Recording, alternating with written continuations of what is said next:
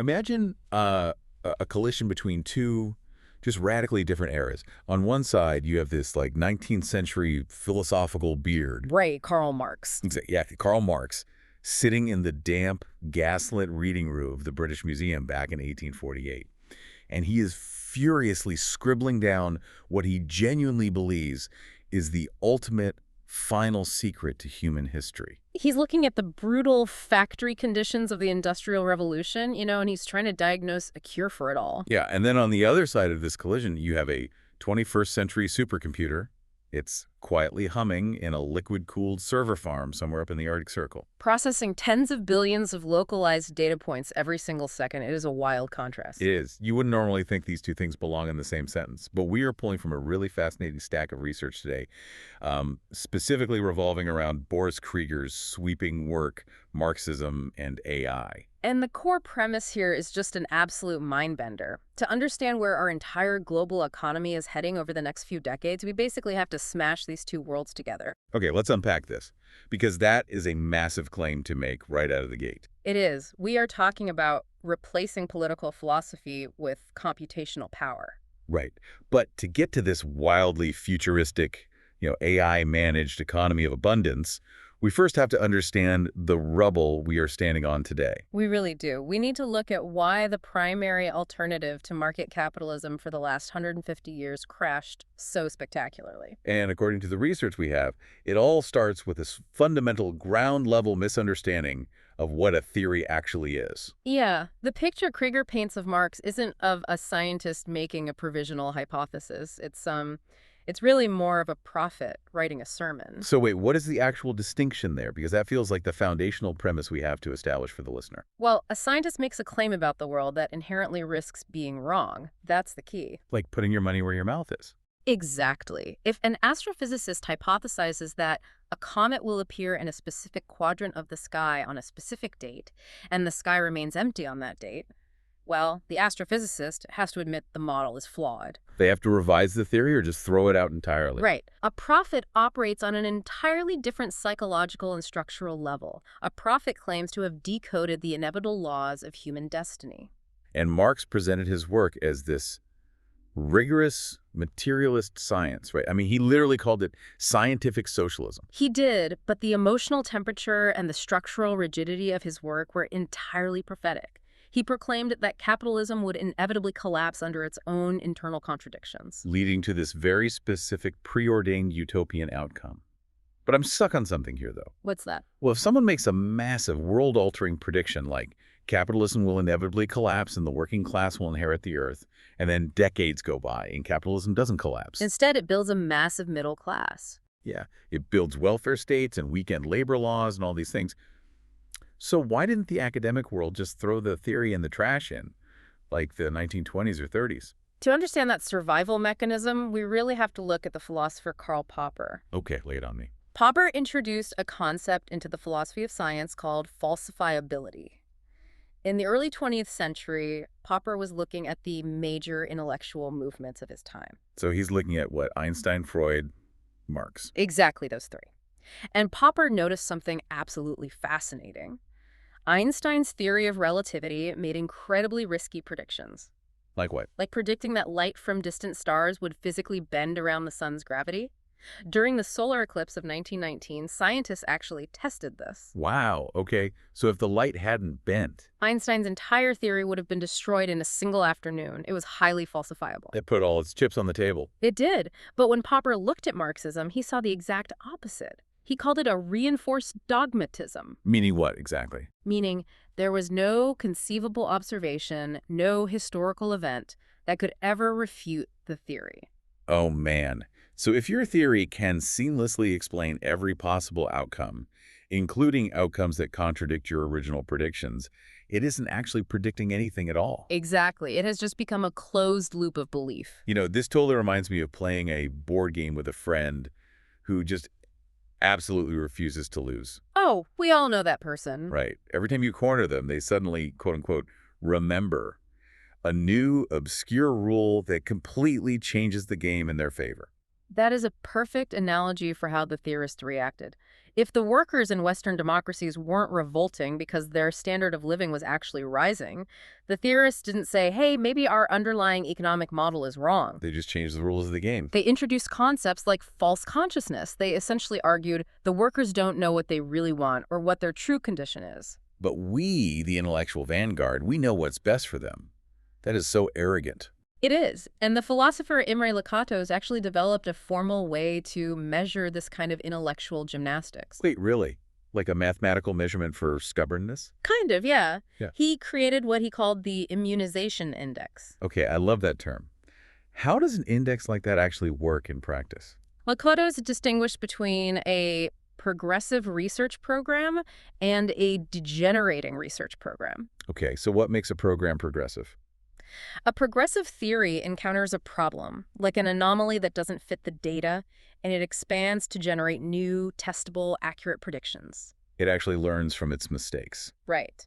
But a degenerating theory encounters an anomaly and simply invents an excuse, like a protective patch to save its core beliefs. Ah, I see. So the immunization index measures how much energy is spent making those excuses. Yes, how much of a theory's energy is spent building walls to protect itself from reality versus how much energy is spent making accurate discoveries. And I'm guessing Marxism scored pretty high on this index. By Lakatos's measure, Orthodox Marxism developed a massive immunization index. Every time reality didn't match the historical script, a new theoretical patch was just slapped on. Do we have a specific example of one of those patches from the research? We do. Think about the labor theory of value, which is the idea that the value of a good is determined solely by the labor put into it. Right, which sounds logical until you try to buy a painting or something. Exactly. When that theory failed to accurately predict market prices, it was quietly redefined by later theorists as a purely ethical claim about exploitation, rather than an economic mechanism for predicting price. They just moved the goalposts entirely. They did. The theory became entirely insulated from empirical failure. Which, takes us down a very dark road. Because when you are dealing with abstract philosophy in some university lounge, a high immunization index just means you're stubborn. It's just academic debate at that point. Yeah, but when a government adopts an unfalsifiable theory as its official state blueprint, the stakes change completely. They become life and death. How does a state deal with failure when the foundational blueprint is mathematically and philosophically immune to being wrong? Because you obviously can't blame the blueprint. You can't. You have to find an enemy. The literature refers to this as the enemy attribution strategy. Enemy attribution. Okay, so finding a scapegoat. Exactly. It is the systematic redirection of blame to an external, often vaguely defined agent. Because if the ideology represents the infallible march of human progress, any failure in, say, crop yields or industrial output cannot be a systemic flaw. It must be the result of deliberate sabotage. The mechanics of this are terrifyingly clear when we analyze the Soviet grain requisition crisis of 1932 to 1933. Walk me through the actual mechanics of that crisis. How does an abstract economic theory directly cause a massive famine? Well, the central blueprint of Soviet planning dictated that agriculture must be collectivized. Meaning taking all the private farms and mashing them together. Right. The theory, which was drawn from observing industrial factories, assumed that consolidating small individual farms into massive state-run agricultural collectives would create massive economies of scale. Treating a farm exactly like a car factory. Yes, the idea was it would free up labor for industrialization in the cities. But agriculture is not a factory. No, farming is so specific. You need hyper-local tacit knowledge. You really do. You need to know exactly which patch of soil drains poorly or the microclimate of a specific hill. So when the state violently forced peasants onto these massive collectives, they just stripped away all those localized incentives and all that knowledge. And the peasants obviously resisted giving up their land and their autonomy. I mean, wouldn't you? Exactly. They resisted fiercely. Rather than surrender their livestock to the state, many farmers actually slaughtered their own animals. Oh, wow. So agricultural production just absolutely plummeted. It hit rock bottom. But the central planners in Moscow could not accept that collectivization itself was structurally flawed. Because that would require revising the infallible theory. The theory can't be wrong. Right. So instead, the central government demanded that the collectives still meet their exorbitant grain quotas anyway. Which puts the local party officials in an impossible position. Terrifying position. They were terrified of being purged or executed for failing to meet the quotas, so they systematically lied. They just fabricated the They numbers. reported record harvests that simply didn't exist. They sent whatever grain they could scrape together to the cities, leaving the farmers with absolutely nothing to eat. And nothing to plant for the next season either. A completely fabricated reality, driven entirely by fear. Exactly. And the result was the Holodomor, which was a man-made famine that starved millions of people to death in Ukraine and the surrounding regions. God, that is so bleak. But how did the state explain millions of starving people if the theory was supposed to be bringing utopia? They activated that enemy attribution strategy we talked about. They blamed the kulaks. And who were the kulaks, exactly? Yeah. Officially, they were defined as wealthy peasants. But in reality, anyone who resisted collectivization could be labeled a kulak. So it was just a convenient bucket to throw your political enemies into. Yes. They blamed foreign spies, wreckers, and counter-revolutionaries for allegedly sabotaging the tractors and burning the crops. So the ideological theory survives the catastrophe entirely intact, and it was only the human beings who perished. The theory remained perfect on paper. This is a devastating insight into why we are even doing this deep dive. Yeah. Because if you truly believe, down to your marrow, that your economic theory is the ultimate, undeniable truth of human history. Then anyone who disagrees with you isn't just someone with a different political opinion. Right. They aren't a colleague you just debate at the pub. They are a literal obstacle to human progress. And an obstacle to human progress has to be removed. This is where the abstract blueprint directly collides with human blood. It is the inescapable logic of ideological certainty. Because the foundational theory lacked a built-in mechanism for self-correction, because it rejected falsifiability, it became a trap. Once a revolutionary vanguard seizes state power, any resistance or even simple noncompliance is deemed counter-historical. The individual is totally subordinated to the theoretical metric. So let's look at how this played out in China in 1958, during Mao's Great Leap Forward. I was reading through the source material on this, and the sheer scale of the disconnect from reality is just staggering. It's one of the most tragic examples in modern history. Mao wanted rapid industrialization. He wanted China to catch up with the steel production of the UK within a decade. But instead of building actual industrial infrastructure, which takes decades of time and expertise, the state instituted the backyard steel campaign. Walk us through what actually happened on the ground there, because the term backyard steel sounds almost quaint, but it was a nightmare. It was. The theory demanded an immediate, quantifiable leap in industrial output. The central authorities mandated that every commune, every neighborhood participate in steel production. Like, literally every single person had to make steel. Yes, they forced peasant farmers to construct literal mud furnaces in their own backyards. But steel making is an incredibly complex metallurgical process. You need specific ores, insane temperatures, specialized techniques. And the peasants had absolutely none of this. But because their local leaders were under intense pressure to meet arbitrary quotas dictated from the top. Because again, if you fail the quota, you are an enemy of progress. Right. They had to produce something, anything, that weighed enough to satisfy the central planners in Beijing. So what did they do? Where did they get the metal? They resorted to melting down the things they actually needed to survive. Wait, really? Like what? They melted down their own useful agricultural tools, their cooking pots, even the hinges off their doors. Oh my God. They even fed their own wooden furniture into the fires just to keep the mud furnaces burning hot enough. And what actually emerged from these makeshift mud furnaces? It couldn't have been usable steel. It wasn't. What emerged was a brittle, low-quality pig iron that was completely useless for modern industrial purposes. So they destroyed the physical tools necessary to harvest food in order to produce useless lumps of metal, all to satisfy a theoretical metric on a spreadsheet. And the feedback loop of false data kicks in again, just like in the Soviet Union. With devastating consequences. Absolutely, because millions of agricultural workers were pulled away from the fields to tend these backyard furnaces.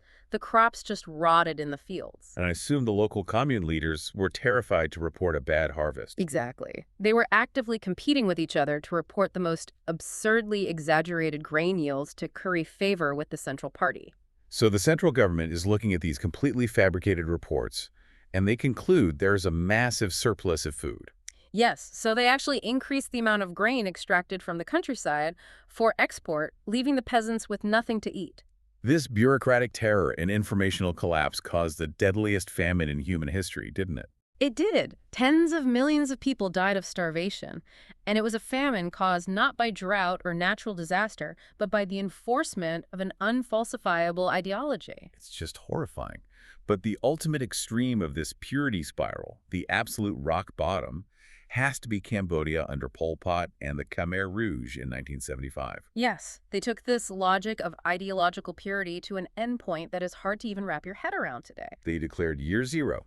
They didn't just want to reorganize society, they wanted to erase the past entirely and reboot human history. The Khmer Rouge represents the purest, most terrifying distillation of attempting to force reality into an ideological box. They wanted an absolute agrarian communist utopia immediately, right? No transition period. None. They abolished money instantly. They evacuated the entire population of the capital city, Phnom Penh, at gunpoint within days. Forcing doctors, teachers, shopkeepers into rural labor camps in the jungle. Yes. They sought to eliminate all class distinctions by eliminating anyone who could even be perceived as having a class advantage. And that definition of class advantage became completely unhinged. I mean, people were executed simply for wearing glasses. It's true. Wearing glasses implied that you were literate. Literacy implied you had read books. And reading books implied you had been exposed to bourgeois, foreign, or intellectual ideas. Ideas that conflicted with the pure agrarian vision. Therefore, simply wearing glasses made you an enemy of the new reality. It is a chilling demonstration of what occurs when a theoretical framework has no internal brake. No feedback mechanism that says, hey, the data suggests we are going way too far. It just accelerates until it crashes. But, amid all of these massive, terrifying top-down efforts to reshape human behavior, the research points out something equally fascinating happening from the bottom up. Human resilience. Yes, because despite the terror, despite the secret police and the informers everywhere, human nature always finds a crack in the concrete. I'm talking about the black market. The persistence of the black market is perhaps the most devastating empirical refutation of the core Marxist assumption. The assumption that the desire to trade is just an artificial construct created by capitalism. Right. Exactly. The theory said that desire would wither away once private property was abolished. But throughout the history of the Soviet Union, the official planned economy generated endless five-year plans and production reports. But it systematically failed to actually provide consumer goods to the people. Right. If the state planning committee didn't allocate resources for a specific type of winter boot, that boot simply didn't exist in the official stores. So what happens? The informal economy takes over. Completely. You had a vast, complex shadow economy. Soviet citizens were engaging in these elaborate bartering systems. Like trading imported Western blue jeans. Blue jeans were huge currency. People traded jeans, accessed off-the-books medical care, acquired auto parts. I read about factory managers doing this too. Like, a manager tasked with producing tractors might secretly trade excess steel with another factory manager just to get rubber tires. Tires that the central planners simply forgot to allocate. The official system was a facade. The black market was the actual mechanism keeping society functioning. There's a specific cultural example of this in Cuba that really drives the point home for me. They have a whole concept, a whole word for it, resolver. To resolve. Yeah, to resolve. When the official state rationing system fails, when the bodega is out of cooking oil or there's no official way to get a spare part for your 1950 Chevy, you don't just sit down and give up. You resolve the problem. Exactly. You trade a favor with a guy who works at the hotel who gets you some oil from the kitchen, and you fix his neighbor's plumbing in exchange. It's an incredibly intricate web of informal trade. And what does that intricate web actually tell us about human behavior? That we are hardwired for it. Exactly. It demonstrates that trade is not some sinister mechanism invented by aristocrats in 19th century London to oppress the working class. The exchange of value is a fundamental human instinct. We are social, cooperative creatures who trade to navigate scarcity and survive. You cannot legislate that instinct out of our DNA. When bureaucratic allocation fails to meet human needs, organic, decentralized markets just spontaneously form to fill the gap, like weeds growing through pavement. So, on one side of the globe, the socialist states were waging a brutal, losing war against human nature. But at the exact same time, in the capitalist West, something equally disruptive was happening. A massive economic shift was occurring that accidentally dismantled the entire class structure that Marx based his worldview on. We are talking about the vanishing proletariat. Yes. This is where the structural integrity of the 19th century map completely disintegrates. The entire engine of orthodox Marxist theory relies on a strict binary. You must have two distinct opposing classes. The bourgeoisie, the small elite who own all the means of production. And the proletariat, the massive working class who own absolutely nothing but their ability to sell their manual labor. And the theory relies on the premise that capitalism will relentlessly push the proletariat into deeper and deeper misery, right? The immiseration thesis. Yes, until they have nothing left to lose and inevitably revolt. But history took a very, very different path. Let's look at the socialist side first. Did centralizing all the property actually abolish the ruling class? It absolutely did not. It merely shifted the criteria for entry into the ruling class. We could look to Milovan Djilas for this, right? The Yugoslav communist who wrote that profound critique from within the system. Yes, his book, The New Class, Djilas pointed out that abolishing private property and handing all resources over to the state apparatus didn't end exploitation at all. It just replaced the traditional wealthy aristocracy with a new bureaucratic elite, the nomenklatura. Precisely. But how does wealth work for a new elite if money has supposedly lost its power in a communist state? Well, wealth transforms from financial ownership into administrative access. Ah, access is power. Right. The nomenklatura didn't legally, quote-unquote, own the factories or the land. They managed them on behalf of the people. But that management granted them some pretty sweet, exclusive privileges. Incredible privileges. They had access to special, well-stocked stores that regular citizens literally couldn't enter. They lived in exclusive country houses called dachas. And they had their own hospitals, right? Yes. Dedicated hospitals with superior medicine. They were driven in black Volga sedans in reserved lanes on the highways. So they controlled the means of production collectively, and they ensured that the surplus value of the society's labor benefited their bureaucratic class first. Meet the new boss, same as the old boss. Seriously. But the transformation in the West is what really breaks the Marxist theory. Let's do a comparison here for you listening. Yeah. Imagine a factory worker in Manchester, England in 1848. The exact kind of worker Marx was observing in person. Exactly. That worker is laboring 14 hours a day in a textile mill, breathing in cotton dust, constantly at risk of losing a hand in the unshielded looms. And earning barely enough to buy bread for his family. That is the true proletariat. Right. Now, fast forward to a software developer in Toronto in 2026. She works at a standing desk. She has employer-provided health insurance, paid vacation, and an ergonomic chair. Technically, under the old definitions, she is still selling her labor to a corporation. But to call her the proletariat in the same breath as the 1848 mill worker is completely absurd. The demographic shift is undeniable. If we look at the data, manufacturing employment in the United States dropped from over 26% of the workforce in 1970 to around 8.4% by 2023.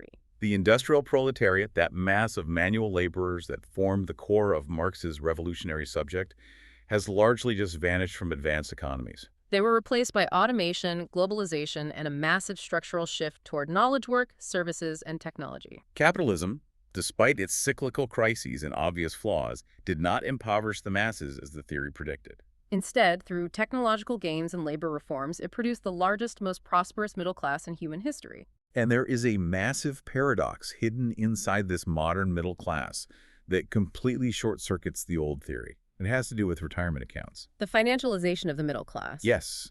If our Toronto software developer has a standard 401k or an IRA, and she invests in a Vanguard or Fidelity broad market index fund, she is buying tiny fractional shares of Apple, Amazon, Exxon. She owns a piece of every major corporation. Right.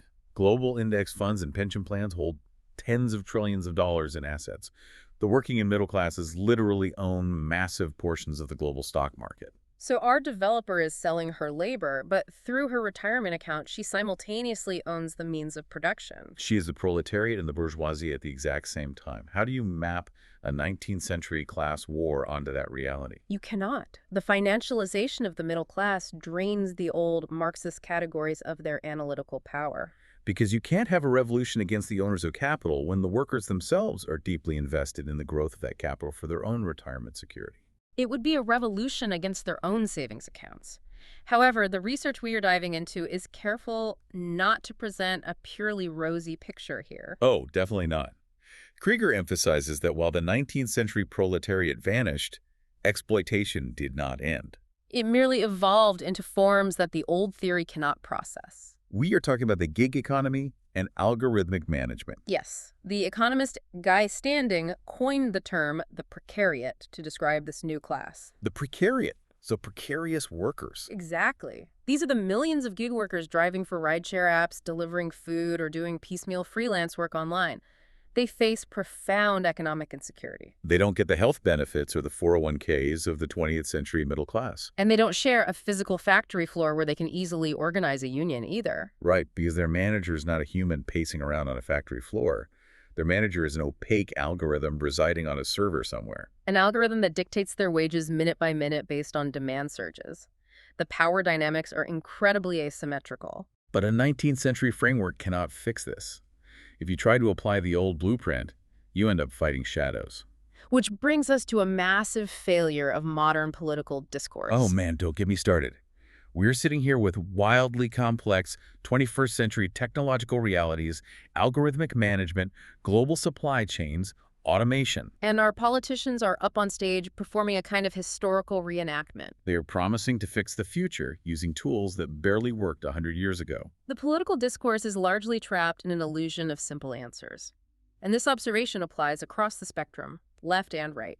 Because modern political messaging is driven by the algorithmic incentives of social media, which demands outrage and 30-second solutions. So you have politicians promising to revitalize hollowed-out industrial towns by implementing 19th century protectionist tools like massive tariffs. But the data reveals a very different story.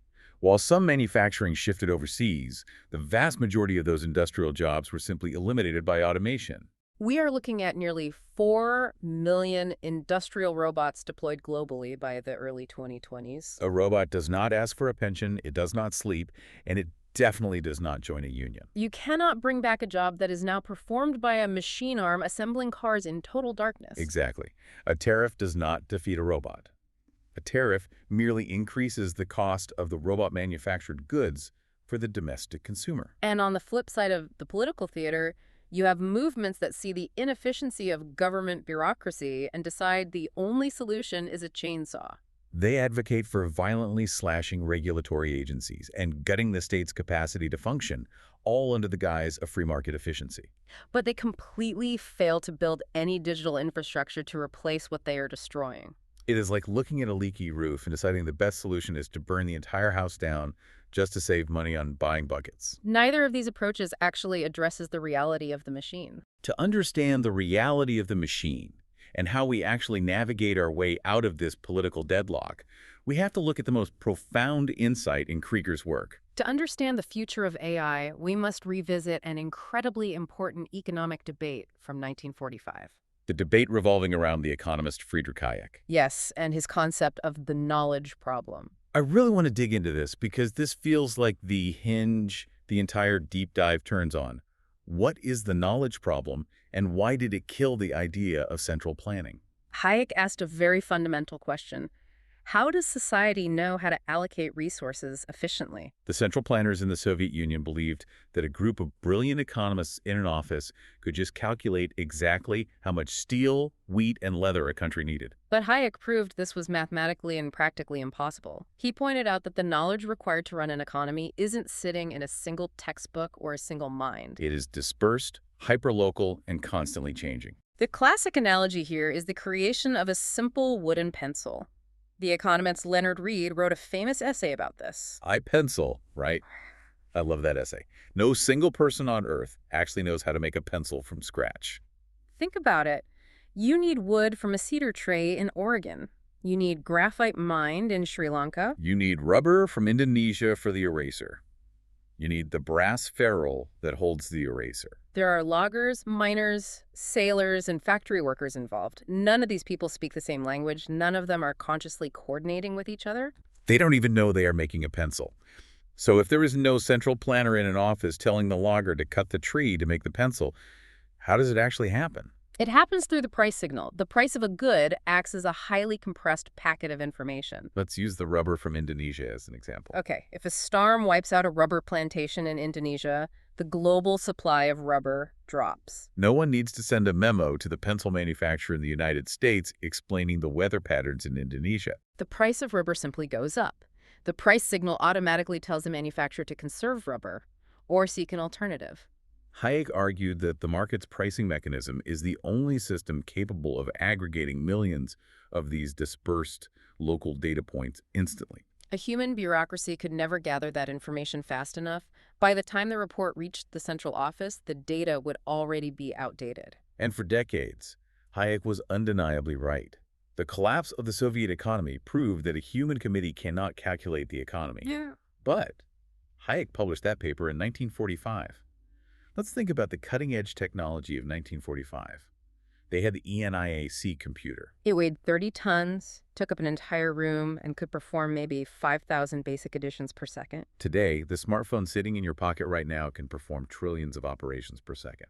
It is billions of times faster. So Hayek definitively proved that no human committee could process enough data to run an economy. But what about a decentralized network of artificial intelligence? This is the paradigm shift. The premise of Krieger's work is that AI is currently developing the capacity to close the information gap that Hayek identified. And we don't even have to look to science fiction to see this happening. We just have to look at modern corporate logistics. Consider Walmart's retail link system or Amazon's global supply chain algorithms. How are they bypassing the traditional price signal? Well, they operate less like a traditional market and more like a massive, centrally planned algorithmic nervous system. Okay, give me a concrete example. Let's say a weather model predicts a hurricane heading toward the coast of Florida in 3 days. Walmart's AI doesn't wait for the localized price of bottled water and strawberry Pop-Tarts to spike before reacting. Wait, Pop-Tarts? Yeah, statistically, strawberry Pop-Tarts are one of the highest selling items ahead of a hurricane because they don't require cooking. That is fascinating. So the AI knows this from historical data. Exactly. The AI ingests the weather data, cross-references it with historical purchase patterns from previous hurricanes, and automatically routes fleets of trucks carrying those specific supplies to the Florida Panhandle before the storm even hits. It responds to a stimulus before a human ever makes a conscious decision. Yes. It aggregates hyperlocal knowledge, weather patterns, localized search histories, microeconomic trends, and it predicts demand with staggering accuracy. Inside these massive corporations, resources are not allocated by an internal free market. They are allocated by algorithmic calculation.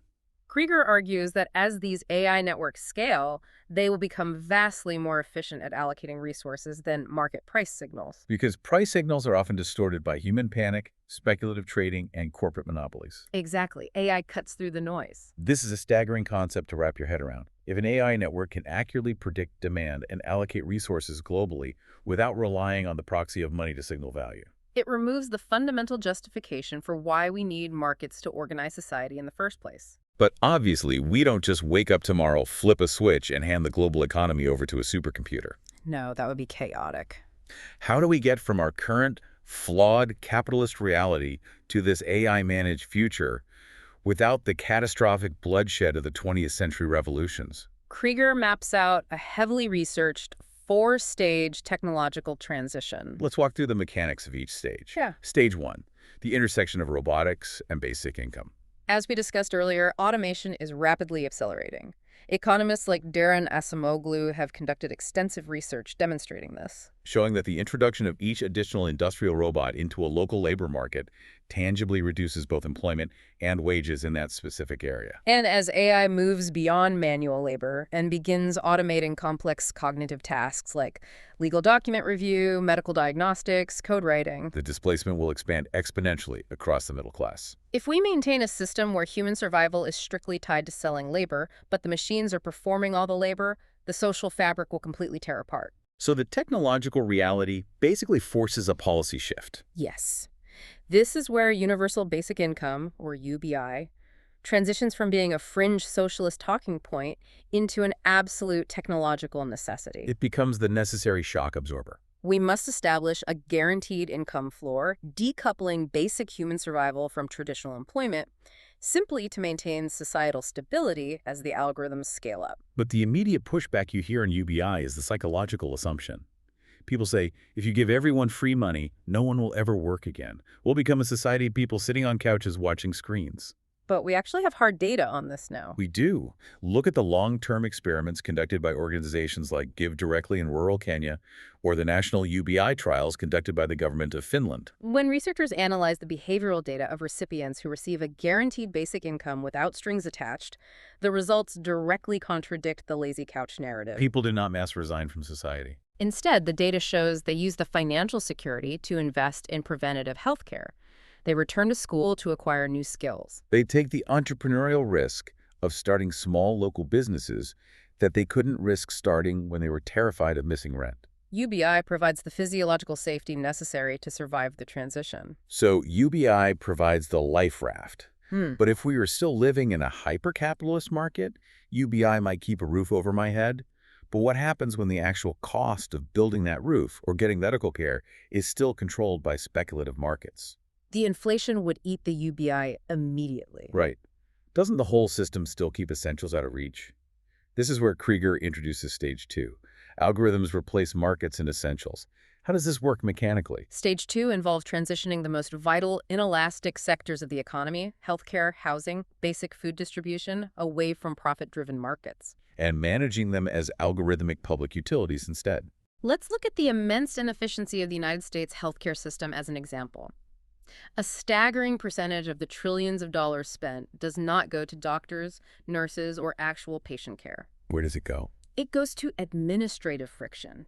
Massive billing departments, complex insurance negotiations, coding compliance, and advertising. It's an entire industry of middlemen. Now imagine an AI system tasked with optimizing for public health outcomes rather than shareholder quarterly profit. The AI can manage the supply chains for medication globally. It can predict localized viral outbreaks based on wastewater data and preposition medical supplies. Because the AI seamlessly coordinates the allocation, the entire administrative layer of billing and insurance is rendered completely obsolete. Money as a transactional friction in this specific domain begins to vanish. You would not pull out a credit card to receive an MRI. Any more than you currently pull out a credit card to pay a toll every time you drive out of your own driveway onto a public street.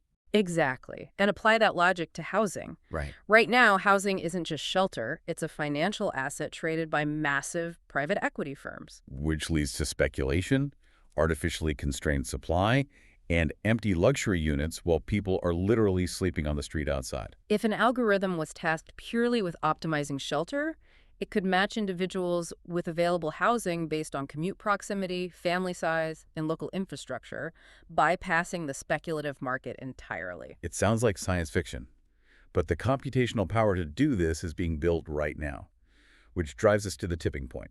Stage 3, the economy of abundance. This is where the concept of money itself dies. The obsolescence of money. It sounds crazy, but it's the natural mathematical endpoint of what economists call declining marginal costs. Walk me through the math of marginal cost for the listeners, because this is a concept that is very easy to misunderstand. Sure. So let's define our terms.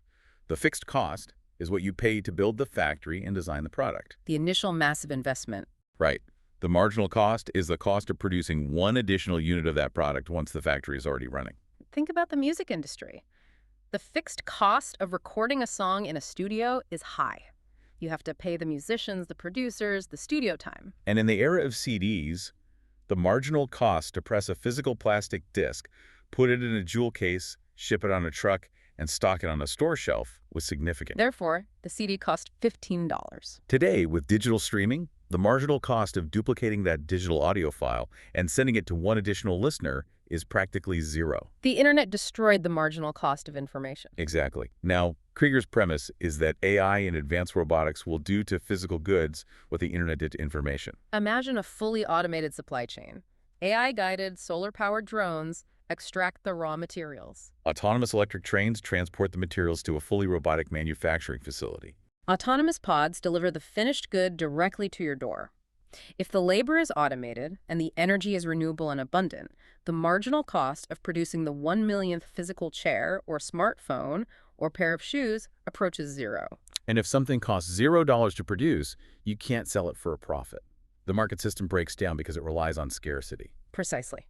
Money is merely a coordination technology invented thousands of years ago to manage scarcity. If you have 5 apples and 10 hungry people, you use money to determine who gets the apples. But if goods are functionally abundant, the technology of money becomes obsolete. You do not install a coin-operated meter on your nose to pay for the oxygen you breathe. Because atmospheric oxygen is abundant. In stage 3, we transition from an economy based on ownership of scarce goods to an economy based on access to abundant goods. Why would you buy and maintain a personal car, paying for insurance and parking, when an AI network can simply route a pristine, autonomous transport pod to your doorstep the exact second you need to go somewhere? It's a total paradigm shift, and Krieger takes it one final step into the absolute frontier. Stage 4. Symbiosis. Stage 4 explores the dissolution of the boundary between human cognition and artificial intelligence. We are talking about advanced brain-computer interfaces. Krieger points to early pioneers like Kevin Warwick. Warwick experimented with implanting chips in his own nervous system to interact directly with computers. As these interfaces become advanced and seamless, and as the physical world is entirely maintained by automated systems, the historical concept of work is eradicated. The selling of human time and physical energy for survival simply ceases to exist. Humanity is finally freed from the assembly line. Freed to focus entirely on scientific discovery, artistic creation, philosophy, and social connection. It is the ultimate realization of the freedom Marx dreamed of, but achieved through silicon and algorithms rather than violent political revolution. It sounds incredible, but there is a massive existential trapdoor waiting for us. And this brings us to the final part of our deep dive. Who programs the programmer? If we are going to hand over the management of our food, our housing, our medicine, and our logistics to an all-knowing global algorithm, What happens if the algorithm decides it wants something different than we do? this is widely considered the most critical technological and philosophical question of the 21st century. It is known as the alignment problem. Because an AI system is relentless. It will optimize endlessly for whatever objective function it is given. The objective function is the core goal written into the code.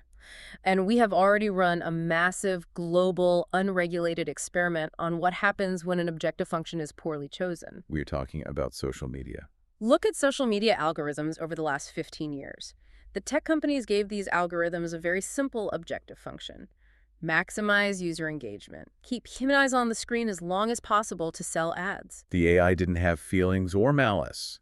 It simply tested millions of variations of content to see what held human attention. And it quickly discovered that we are biologically wired to stare at car crashes. Yes, the AI learned that outrage, political polarization, fear, and anxiety are the most effective psychological hooks to retain attention.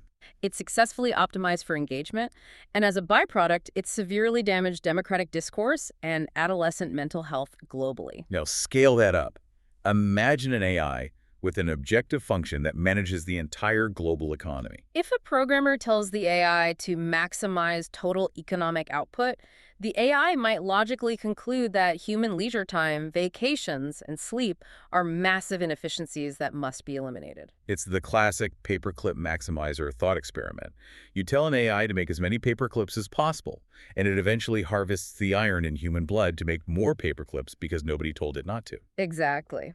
So how we set the objective function dictates the survival of human freedom, and this presents us with a stark fork in the road regarding governance. We're looking at a future defined by either digital dictatorship or digital democracy. Let's look at the dark path first because it's already being built. The authoritarian path is highly visible today. We can look at the development of China's social credit system as the prototype for algorithmic authoritarianism. This system involves the state aggregating vast, unimaginable pools of data on every citizen. Their financial transactions, their social media commentary, their physical movements tracked by facial recognition cameras, who they associate with. The algorithm processes this data and assigns a score to the citizen. And if your score drops because you read a banned article or jaywalk, You are algorithmically disciplined. A low score means the system will not allow you to purchase a high-speed train ticket. it might throttle your internet speed. It might prevent your children from attending certain schools. It is the perfect, frictionless enforcement of political conformity. It is a one-way door to digital totalitarianism. Where the ruling elite use the algorithm to completely manage and discipline the population without ever needing to deploy physical police. It's a terrifyingly efficient form of control. But Krieger outlines the democratic alternative. How do we build an AI that serves humanity without enslaving it? He points to the digital infrastructure of Estonia. Estonia offers a brilliant countermodel. Following their independence, they built their digital society known as e-Estonia on entirely different principles. Rather than a closed, state-controlled black box, their digital infrastructure relies on transparent, open-source architecture. What does that actually mean for the citizen on the ground? It means data sovereignty. In the Estonian model, the citizen owns their data. If a doctor looks at your medical records or a police officer checks your file, the system logs that interaction, and you, the citizen, are notified of exactly who looked at your data and why. It builds in adversarial auditing. But the Yeah. broader lesson for AI is about democratic input into the objective function. We cannot allow the core goals of an economy managing AI to be dictated in secret by a handful of tech executives in Silicon Valley. Nor by a closed committee of politicians. Because if we do that, we haven't eliminated the ruling class. We've just replaced the 19th century factory owners and the 20th century Soviet bureaucrats with a 21st century programming nomenclatura. The people who control the code control the world. Precisely. To prevent that, the objective function of the AI must be subject to public, transparent, democratic deliberation. We have to build constitutional constraints directly into the code. The AI must be constantly audited for bias, overreach, and alignment with human flourishing. It is an incredibly messy, slow, and frustrating process because democracy is inherently messy. I have to play devil's advocate here, though. Go ahead. Look at how slow and gridlocked democratic governments are right now. They can barely pass a budget, let alone deliberate on the complex mathematical weights of a neural network. Won't governments, or even massive multinational corporations, simply default to the authoritarian closed-box model because it's faster, easier to deploy, and immediately profitable? That is the profound political danger of our time. The authoritarian model is always faster. It appears cleaner and more efficient in the short run. But as we discussed regarding the 20th century history of central planning, a system without feedback. A system that cannot be questioned or corrected by the people it governs eventually produces catastrophes. The slow, messy, frustrating process of democratic oversight is the only mechanism we have ever discovered to prevent absolute power from destroying the society it claims to manage. Building a democratic AI is the great challenge of this century. Okay, we have covered an absolute mountain of history, economics, and technology today. Let's bring all these threads together for you listening. We started with Karl Marx in the 1840s. He looked at the brutal reality of the Industrial Revolution and correctly identified the deep mechanics of exploitation and wealth concentration. But because he framed his theory as an infallible prophecy rather than a testable science, the blueprint he created lacked a mechanism to self-correct. When that unfalsifiable blueprint was forced onto reality by states in the 20th century, it led to catastrophic famines, bureaucratic terror, and the rise of a new exploiting class, the nomenclatura. Meanwhile, the market capitalism Marx thought would collapse ended up inadvertently dissolving the traditional proletariat through automation and financialization. Giving rise to both a prosperous middle class and a new, algorithmically managed, precarious class. And that historical context brings us to the present threshold. The underlying premise of our deep dive into Krieger's work is that we finally possess the technological capacity to solve the core economic problem that defined the last century. Artificial intelligence, through its ability to instantly process billions of dispersed, localized data points, can overcome Hayek's knowledge problem. It can allocate resources more efficiently than a centralized human bureaucracy, and eventually more equitably than a profit-driven market. It opens a viable pathway through those four stages: UBI, automated essentials, the elimination of marginal costs, and symbiosis toward a post-monetary economy of absolute abundance. But the vital caveat is that this technology is merely a tool. It is an amplifier. If we deploy it with the dogmatism of the 20th century, it will amplify authoritarian control to a level we cannot escape. We must approach the programming of this system with deep intellectual humility and rigorous democratic safeguards. That concept of intellectual humility is so crucial. If there is one enduring takeaway from the research we unpack today, it is that we are crossing the threshold into a post-ideology era. The complex, hyper-connected challenges of a world run by supercomputers and automated supply chains cannot be solved by quoting 19th century dogmas. It doesn't matter if you are quoting rigid Marxist doctrines or pure, unregulated free market fundamentalism. Both maps are outdated. We have to treat economic theories as tools in a toolbox. You use a hammer when you need to drive a nail, and you discard the hammer when you need to turn a screw. Theories are tools to be adapted or discarded when they no longer fit the data, not faiths to be violently defended against reality. The capacity to adapt, to revise our models based on new evidence, the core of Popper's scientific falsifiability, is what will allow us to navigate the transition ahead. So as we wrap up this deep dive, I want to leave you, the listener, with a final provocative thought to chew on. We talked about that collision between the 19th century factory and the 21st century supercomputer. We are accelerating toward a world where that supercomputer and the robotic infrastructure it commands might soon be capable of taking care of every single material need you have. Imagine that reality actually arrives. If an AI-managed economy suddenly made your survival absolutely guaranteed, if the marginal cost of your housing, your food, and your healthcare dropped to zero, and the very concept of money ceased to exist tomorrow, what would you choose to do with your life? Who are you, fundamentally, when you are no longer defined by what you do for a paycheck? It is the ultimate question of human freedom, and for the first time in history, it might become a practical reality rather than just a philosophical exercise. Something to seriously think about the next time you tap your phone to pay for a coffee and realize you are interacting with a network that is slowly reshaping the world. Thanks for joining us on this deep dive.